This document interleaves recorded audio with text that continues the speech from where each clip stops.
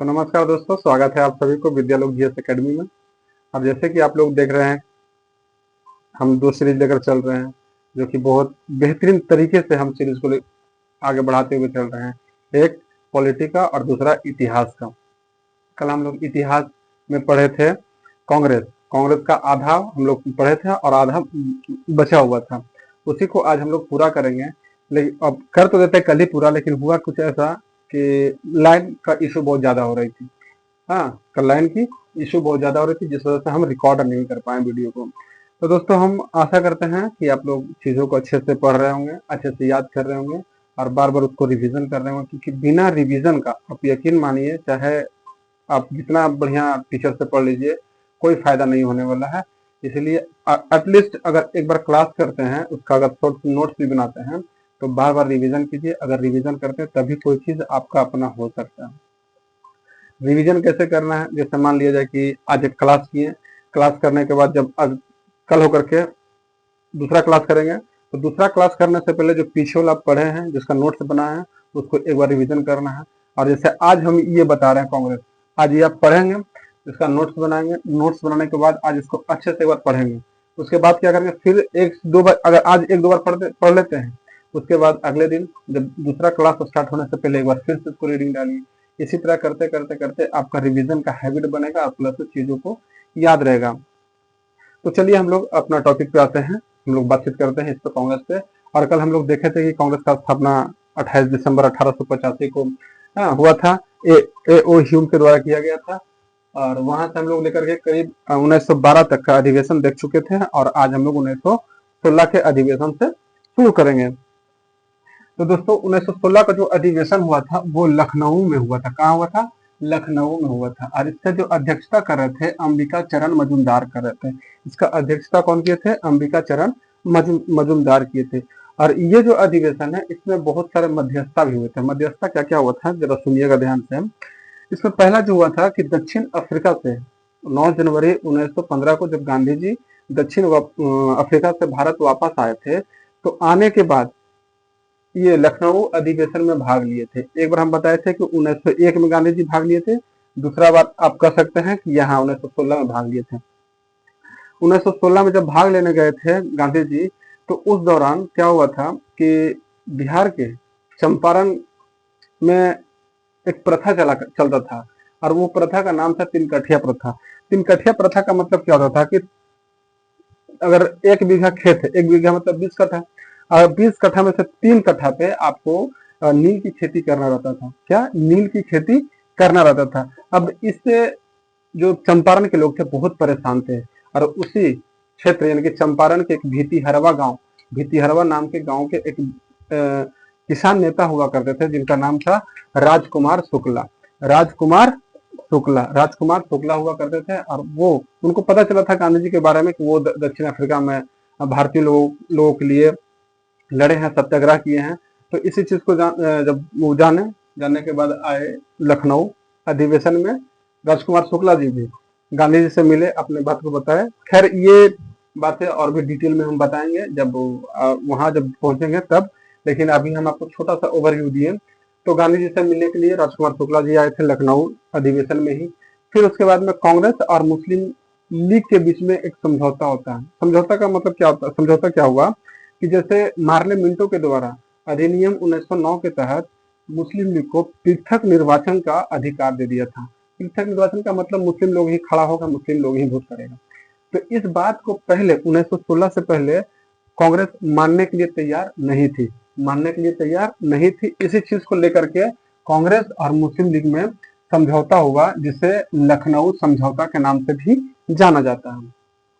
उसके बाद बाल गंगाधर तिलक के द्वारा एक नारा दिया गया था इसी अधिवेशन में कि स्वराज हमारा जन्म सिद्ध अधिकार है और मैं इसे लेकर रहूंगा। स्वराज हमारा जन्म सिद्ध अधिकार है और मैं इसे लेकर रहूंगा। तो ये नारा दिया गया था किस अधिवेशन में? तो लखनऊ, 1916 का लखनऊ अधिवेशन में। फिर इसी अधिवेशन में बाल गंगाधर तिलक और श्रीमती एनी बेसेंट, इन दोनों को सहयोग से जो 1907 में सूरत अधिवेशन में कांग्रेस 2 भागों में बट गया था, गरम दल और नरम दल। इन दोनों भागों जो बटा था वो 1916 में दोनों एक हो गए, गरम दल और नरम दल। किनकी मदद से? तो बाल गंगाधर तिलक और श्रीमती एनी बेसेंट के मदद से। फिर उसके बाद देखा जाए तो 1917 का जो अधिवेशन हुआ था वो कलकत्ता में हुआ था। 1917 का कलकत्ता में हुआ था और इस अधिवेशन में जो अध्यक्षता बनी थी वो महिला बनी थी। महिला का नाम क्या था? तो श्रीमती एनी बेसेंट। आप 2-3 पॉइंट ध्यान से सुनिएगा क्योंकि कंफ्यूजन होता है। यहाँ पे प्रथम महिला अध्यक्ष बनने वाली कौन है कांग्रेस के? तो एनी बेसेंट है। कौन है? लेकिन हम ये बोले थे पहले कि अधिवेशन में भाग ली थी जो महिला, 5वां अधिवेशन था और 6ठा में कादम्बिनी गांगुली थी, वो भी भाग ली थी। लेकिन यहाँ पे अध्यक्षता की है कौन? तो एनी बेसेंट, जो कि प्रथम महिला है। प्रथम महिला है 1917 का कोलकाता अधिवेशन में। फिर उसी तरह 1918 में प्रथम बार क्या हुआ था? तो विशेष अधिवेशन। दरअसल बात कुछ ऐसा होता है कि ये जो अधिवेशन आप देख रहे हैं ये साल भर पे होता था, ऐसा नहीं कि हाँ बीच में होता था। हाँ, कभी अगर जरूरत पड़े, कुछ वैसा इमरजेंसी हो, तब उस आधार पे कभी कभी होता था। 1-2 विशेष अधिवेशन हुआ है, जो कि पहला जो है 1918 में दिल्ली में हुआ था और इसके अध्यक्षता कर रहे थे हसन इमाम। कौन कर रहे थे? हसन इमाम कर रहे थे। उसके बाद 1919 में लाहौर अधिवेशन हुआ। लाहौर अधिवेशन में इसकी अध्यक्षता कर रहे थे मोतीलाल नेहरू के द्वारा। मोतीलाल नेहरू के द्वारा। और जब ये 19 लाहौर अधिवेशन में अध्यक्षता किए तो उस समय 13 अप्रैल 1919 को एक कांड होता है जिसे जालियांवाला बाग हत्याकांड के नाम से जाना जाता है। और इस जालियांवाला बाग हत्याकांड का आलोचना किया गया था किसमें? तो 1919 का लाहौर अधिवेशन में। 1919 का लाहौर अधिवेशन में। उसके बाद देखा जाए तो 1920 में कोलकाता में हुआ। 1920 कोलकाता में हुआ है। लाला लाजपत राय इसके अध्यक्षता किए थे। लाल बाल पाल, आप ये नाम सुने होंगे। लाल बाल पाल। लाल से लाला लाजपत राय, बाल से बाल गंगाधर तिलक, पाल से बिपिन चंद्र पाल। बिपिन चंद्र पाल। ये लाल बाल पाल में से एकमात्र लाला लाजपत राय थे जो कांग्रेस के अध्यक्षता किए हैं। बाकी बाल और पाल यानी बाल गंगाधर तिलक और ये बिपिन चंद्र पाल अध्यक्षता एक बार भी नहीं की। फिर उसके बाद बात आता है 1922 की। 1922 में गया में, जो गया जी अभी तो वर्तमान में गया जी के नाम से जाना जाता है, तो गया में अधिवेशन 1922 में। और पटना में, पटना के बांकीपुर में 1912 में हुआ था। उसका जो अध्यक्षता किए थे RN माधोलकर के द्वारा। लेकिन जो 22 वाला है इसका अध्यक्षता कौन किए थे? CR दास यानी कि चितरंजन दास के द्वारा किया गया था। हालांकि ये इस्तीफा दे दिए थे। ये इस्तीफा दे दिए थे। इस्तीफा देने के बाद 1 जनवरी 1923 को 1923 को स्वराज पार्टी का स्थापना कर दिए थे। 1 जनवरी 1923 को स्वराज पार्टी का स्थापना किए थे CR दास और मोतीलाल नेहरू दोनों मिलकर के किए थे। हाँ, तो आप देखेंगे ये दूसरा बिहार में होने वाला दूसरा अधिवेशन है। पहला हुआ था 1912, दूसरा 22। अब यहाँ पे तीसरा भी 3 अधिवेशन होता है, तो वो 1940 में होता है झारखंड में। फिर 1924 की अगर बात की जाए तो 1924 बेलगांव कर्नाटक में पड़ते हैं ये जगह बेलगांव। और बेलगांव का जो अधिवेशन हुआ था इसका अध्यक्षता कौन कर रहे थे? तो महात्मा गांधी कर रहे थे। और एकमात्र यह अधिवेशन है जिसका अध्यक्षता गांधी जी के द्वारा किया गया था। और आप देखेंगे कि ये क्वेश्चन बार बार पूछता है, हाँ, कि गांधी जी किस अधिवेशन में अध्यक्षता की है? तो बेलगांव के बेलगांव में। कब? तो 1924 में। ध्यान रखिएगा, बातों को याद कीजिएगा। तो यहाँ तक हमें लगता है आप लोग समझ पाए होंगे। इसके बाद 1924 के बाद हम लोग देखते हैं, दोस्तों चलते हैं जहां तक हम लोग देखे हैं उसके बाद हम लोग देखते हैं। तो हम लोग 1924 यानी कि बेलगांव अधिवेशन जिसका अध्यक्षता किए थे महात्मा गांधी के द्वारा। अब देखते हैं 1925। तो 1925 के जो अधिवेशन हुआ था वो कानपुर में हुआ था जिसके अध्यक्षता कर रहे थे कौन? सरोजनी नायडू। और ये भारत के प्रथम महिला अध्यक्ष बनी थी। 1917 में भी बोले ये बात कि प्रथम महिला, लेकिन वो भारत की नहीं थी। हाँ, वो भारत की नहीं थी बल्कि भारतीय महिला का बात की जाए तो सरोजनी नायडू, जो कि 1925 के कानपुर अधिवेशन में अध्यक्षता की थी। ये बात भी याद रखिएगा।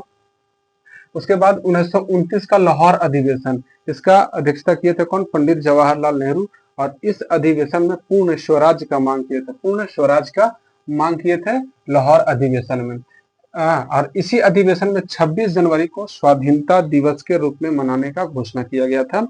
हाँ, 26 जनवरी को स्वाधीनता दिवस के रूप में मनाने का घोषणा किया गया था। और सविनय अवज्ञा आंदोलन जो कि 1930 में चला था गांधी जी के नेतृत्व में, और इस आंदोलन को चलाने के लिए जो स्वीकृति दिया गया था लाहौर अधिवेशन 1929 में दिया गया था। उसके बाद देखा जाए तो 1931 में कराची अधिवेशन, कराची अधिवेशन 1930 में 1930 में कोई भी अधिवेशन नहीं हुआ था, इस बात को याद रखिएगा।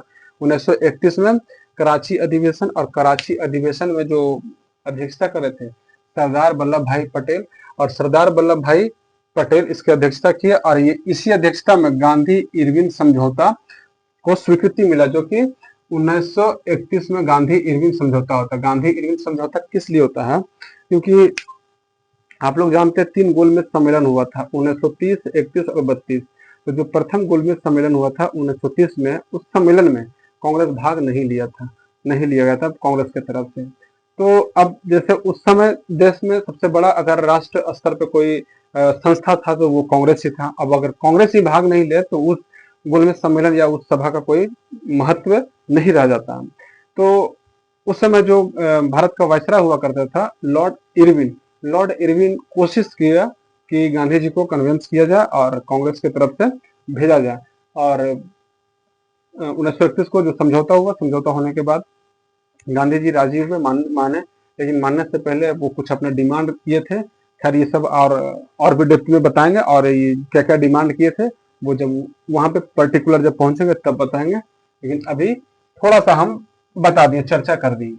फिर गांधी जी को काला झंडा दिखाया गया था, ये 1931 के कराची अधिवेशन में। और ये भी क्वेश्चन बार बार पूछा जाता है कि गांधी जी को काला झंडा किस अधिवेशन के दौरान दिखाया गया था, तो ये बात भी याद रखिएगा। हम जहां जहां पे ये बता रहे हैं कि ये क्वेश्चन पूछा गया था, मतलब प्रीवियस बुक में हम देखे हुए हैं, इसीलिए हम आप लोगों को भी यहाँ पे बता दे रहे हैं। उसके बाद FR मतलब फंडामेंटल राइट की मांग किया गया था 1931 के कराची अधिवेशन में ब्रिटिशों से। फिर देखा जाए 1937 का फैजपुर अधिवेशन, 1937 का फैजपुर अधिवेशन, इसका अध्यक्षता किए थे पंडित जवाहरलाल नेहरू। और गांव में होने वाला ये प्रथम अधिवेशन था, गांव में होने वाला ये प्रथम अधिवेशन था। और ये फैजपुर पड़ता कहाँ है? तो महाराष्ट्र में। कहाँ पड़ता है? तो महाराष्ट्र में पड़ता है ये फैजपुर। हाँ, उसके बाद 1938 की बात की जाए तो हरिपुरा जो कि गुजरात में पड़ता है, इसकी अध्यक्षता किए थे सुभाष चंद्र बोस के द्वारा इसका अध्यक्षता किए थे। फिर 1938 की बात की जाए तो त्रिपुरी जो कि मध्य प्रदेश में पड़ता है, त्रिपुरी अधिवेशन का अध्यक्षता कौन किए थे? तो सुभाष चंद्र बोस ही किए थे, लेकिन कुछ समय के बाद इस्तीफा दे दिए। इस्तीफा देने के बाद जो अध्यक्षता किए थे वो डॉक्टर राजेंद्र प्रसाद किए थे। कौन किए थे? डॉक्टर राजेंद्र प्रसाद किए थे। तो ये भी क्वेश्चन पूछा गया है कि 1939 में सुभाष चंद्र बोस को इस्तीफा देने के बाद कांग्रेस का अध्यक्षता किसके द्वारा किया गया था? तो ये राजेंद्र प्रसाद के द्वारा। और जब इस्तीफा सुभाष चंद्र बोस दिए तो 1939 में ही फॉरवर्ड ब्लॉक का स्थापना किया था। फॉरवर्ड ब्लॉक का स्थापना किए थे सुभाष चंद्र बोस के द्वारा। फॉरवर्ड ब्लॉक का स्थापना किए थे सुभाष चंद्र बोस के द्वारा, जब यहाँ से इस्तीफा दिए थे।